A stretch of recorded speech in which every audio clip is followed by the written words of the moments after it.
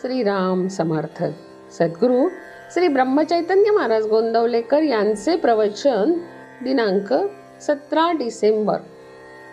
सर्व दुःखाचे मूळ देहबुद्धी आहे.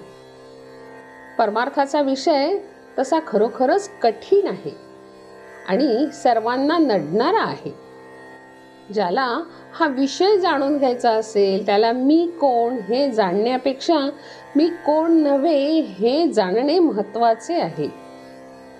एखाद्या पाऊल वाटेने जात असताना ती वाट चुकलो आणि आपण भलत्या मार्गाला लागलो तर त्यापुढला सर्व व्यवहार चुकत जाणार.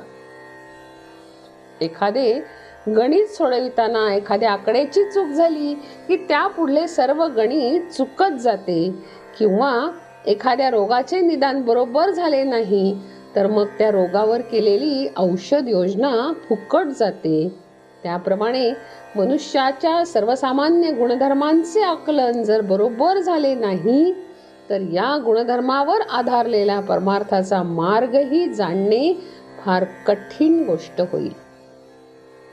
आपण आनंदी असावे, नेहमी आनंदात राहावे असे सर्वांनाच वाटते. हा झाला पहिला गुणधर्म. या आनंदात चिरंतन असावे, निदान आनंदाच्या अपेक्षेत तरी चिरंतन राहावे असेही आपल्याला वाटते. खरे म्हणजे मरण कुणालाच आवडत नाही. जगण्याची हाव किंवा चिरंतन राहण्याची आवड आपल्याला सर्वांनाच असते. परमेश्वर आनंद रूप आहे, तो चिरंतन आहे. आपल्या ठिकाणी तो अंशरूपाने असल्याने आपल्यालाही तसे राहणे साहजिकच आवडते. पण आपली मुळात वाट चुकली आणि म्हणून त्यापुढले सर्व व्यवहारही चुकत गेले. एखाद्याच्या परसातले झाड पडल्यावर तो माझे झाड पडले असे म्हणतो, परंतु त्याचा देह पडल्यावर त्याचे शरीर पडले असे नाही म्हणत.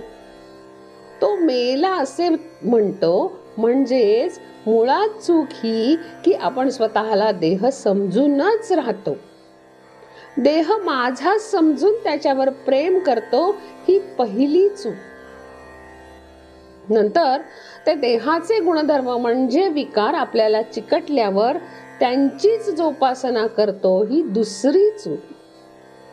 एकदा हे विकार चिकटल्यावर त्यांची वाढ न थांबविता ते नेतील तिकडे त्यांच्या पाठीमागे जाणे आणि त्याकरिता वेळ प्रसंगी आपली बुद्धीही गहाण टाकणे ही तिसरी चूक. अशा रीतीने चुकांनी चुका वाढत जाऊन आयुष्याचे गणित मग साफ चुकते. एखादे झाड तोडायचे असेल तर प्रथम त्याच्या फांद्या तोडाव्या लागतात आणि नंतर बुंधा तोडतात. तसे नीतिधर्माने वागणे म्हणजे देहाला लागलेल्या विचाराच्या फांद्या तोडण्याप्रमाणेच आहे. दुसरी योजना म्हणजे सगुण भक्तीची. सगुण भक्ती करताना माणूस क्षणभर का होईना स्वतःला विसरतो आणि मी तुझा आहे असे म्हणतो. या भगवंताचा सतत सहवास जर कशाने लाभत असेल तर त्याच्या नामानेच. या नामाच्या सहवासात राहिल्याने देहावरचे प्रेम आपोआप नष्ट होईल आणि मग देहाने मांडलेल्या प्रपंचावरचेही प्रेम कमी होईल. पुढे त्याला सर्वत्र परमेश्वरच दिसेल. तेव्हा आत्तापासून मी राहीन तर नामातच राहीन असा निश्चय करा. मला खात्री आहे राम तुमच्यावर कृपा करील.